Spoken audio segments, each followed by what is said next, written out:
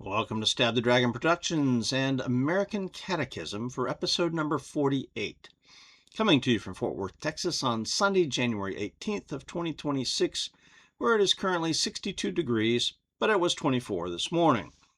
On my channel, I'm studying Americanology, seeking to understand and promote Americanism, Western civilization, a Christian worldview, by studying history, politics, theology, culture, and whiskey. Along the way, I do movie and book reviews, discuss current events, and do some Bible studies. Today will be the first in a series, I hope, of Bible studies for Patriots called Defenders of the Faith. We'll begin looking at Genesis 14 and Abram's Militia. This will be at least a two-part series, I think, and it could be three. So let me start by reading Genesis 14.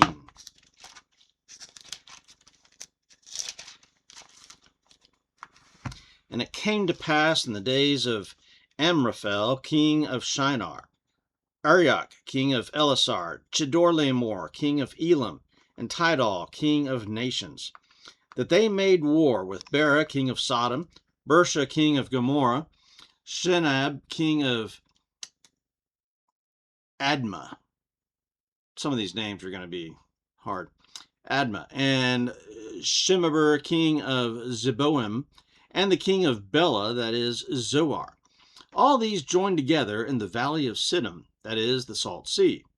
12 years they had served Chedorlaomer, and in the 13th year they rebelled.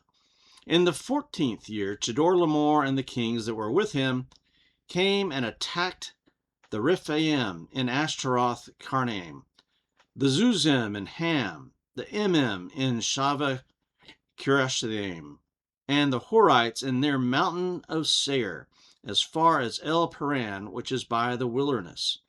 Then they turned back and came to En Mishpat, that is Kadesh, and attacked all the country of the Amalekites, and also the Amorites who dwelt in Hazazon Tamar. And the king of Sodom, the king of Gomorrah, the king of Admah, the king of Zeboim, and the king of Bela, that is Zoar, went out and joined together in battle in the valley of Siddim against Chedorlaomer, king of Elam, Tidal, king of nations, Amraphel, king of Shinar, and Arioch, king of Elasar. 4 kings against 5.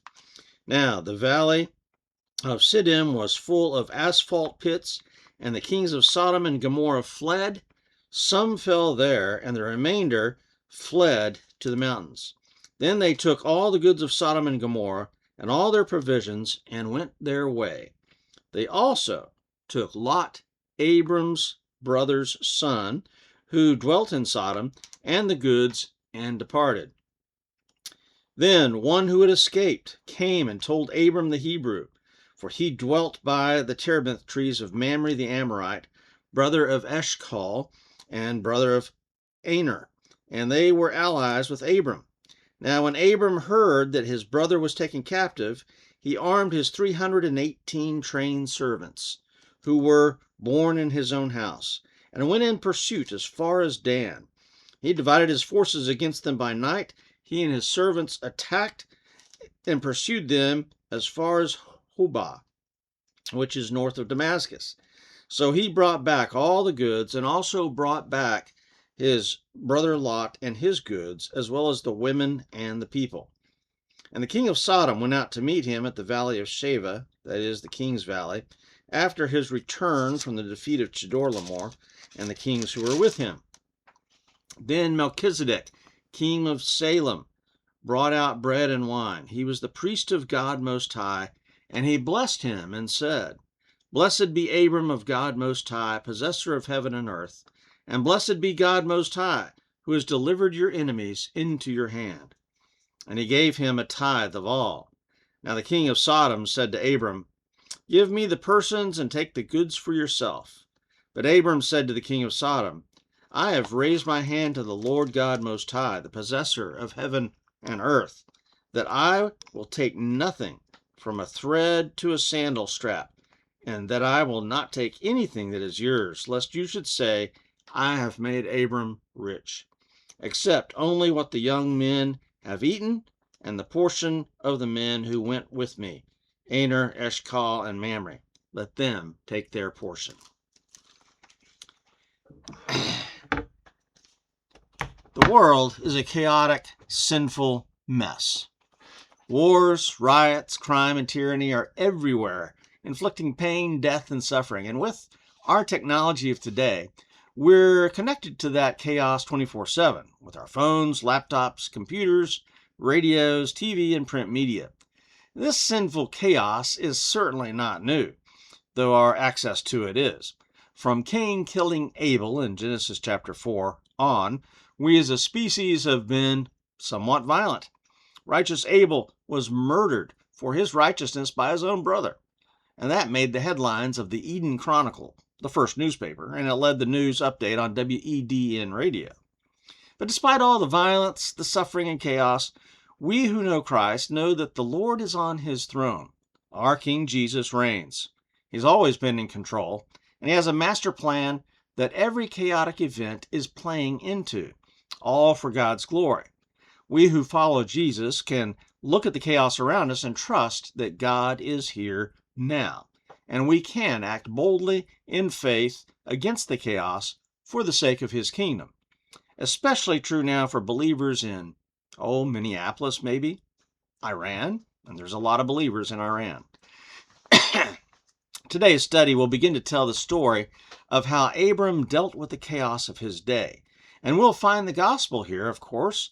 The text points us to Christ as our Redeemer kinsman, our rescuer. But there are also some practical principles here that will help us, as men, face the chaos of our day. And there's one aspect to this story that is almost uniformly ignored by preachers and commentaries and scholars. But first, let's look at the historical background and an explanation of what happened in Genesis 14. When we study a Bible text, we can be tempted to just dive into the good stuff, the doctrines, the gospel, the practical application. But to thoroughly understand that text, we must first do the hard work of looking at the background and the details of the text. This chapter really stands out as a most peculiar passage in the Bible for a few reasons. First, the setting is the international stage, and only later does it bring in the main character, Abram. Notice how the story is dated by referencing a foreign king in the days of Amraphel, king of Shinar, etc. The approach is impersonal, like a third-party observer or a narrator, without referencing Abraham, the hero of the story, until verses 12 to 13. Some scholars have looked at the vocabulary used in this story and the style of writing and say this is not even Judean in character. It's not from northern Israel. It's not from a priestly source. And those scholars, they believe in the documentary hypothesis, and so they're looking at much later times than Moses. I tend to believe Moses wrote this as is. And so to me, it seems like Moses, in writing this, was quoting from another Near Eastern source. One of the odd words used is that Abram is referred to as the Hebrew in verse 13. Now in the Bible, this word is only used by non-Jews in referring to Jews, or by a Jew identifying himself to a non-Jew. So it looks like a foreign account about Abram. Perhaps this is Moses deliberately choosing to cite a foreign reference to give the account some extra authenticity. And keep in mind that the Holy Spirit is inspiring Moses to use this source in this way. Another oddity about this text is that it shows Abram as a powerful warrior chief. And this is a very different portrayal of Abram from what we're used to. It shows us a perspective of how maybe his peers viewed him. The people of Abram's day who did not worship Yahweh and who were wealthy and influential, strong themselves, they viewed Abram as a strong sheik, one like themselves, but with a different God and a finer character. Respect. We see this again later in Abram's story in Genesis 21 with King Abimelech. Verse 22 and following says, "At that time, Abimelech and Phicol, the commander of the army, said to Abram, 'God is with you in all that you do. Now therefore swear to me here by God that you will not deal falsely with me or with any of my descendants or with my posterity.'" So we see this feeling of fear and respect here in Genesis. And it carries on to his son Isaac in chapter 26, again with Abimelech. And so this is a common theme in the Bible with people like Abraham, Isaac, Moses, Joshua, David.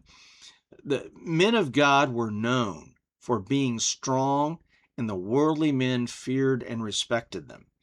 We'll see this idea developed more as our story progresses.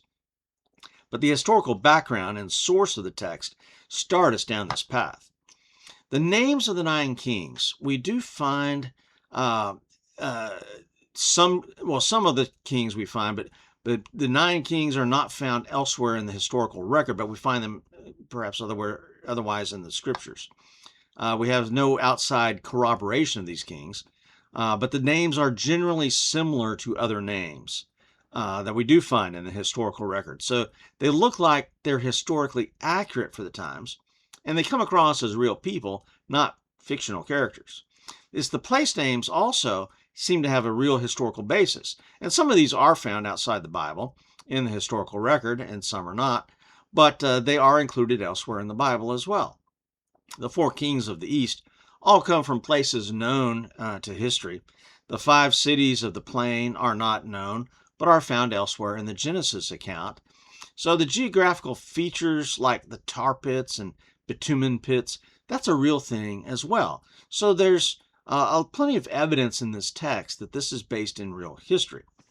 Furthermore, we see the hand of Moses as editor of his source, as he also gives the original place names from the ancient source, and then he adds the contemporary names that his people would know in their day. He writes Bela, that is Zoar, Siddim, that is the Salt Sea, and then in verse 7, in Mishput, that is Kadesh. So this editing by Moses again lends authenticity to the account. It's something that somebody real would actually do.